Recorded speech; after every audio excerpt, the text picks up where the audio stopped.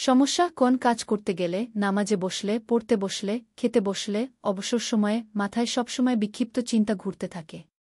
পরামর্শ দিয়েছেন অধ্যাপক doctor Salahuddin Kausar Biplob, chairman ex মনোরোগ বিদ্যা বিভাগ, বঙ্গবন্ধু শেখ মুজিব মেডিকেল বিশ্ববিদ্যালয়, coordinator psychiatric sex clinic, PSC, মনোরোগ বিদ্যা বিভাগ, বিএসএমএমইউ। সম্ভবত আপনি ওসিডি বা অবসেসিভ কম্পালসিভ ডিসঅর্ডার রোগে ভুগছেন।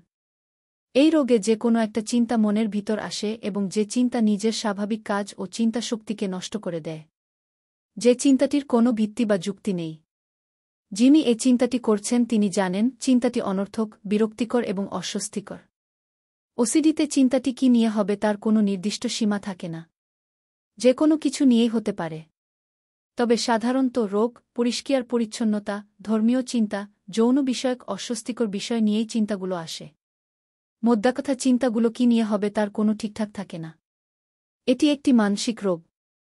তবে এটি কেন হয় তার কিন্তু কোনো প্রকৃত কারণও এখনও আবিষ্কৃত নয়। আপাতত ট্যাবলেট রিলাফিন, ওয়েলাফেন 50 মিগি একটি করে সকালে নাস্তার পর শুরু করতে পারেন।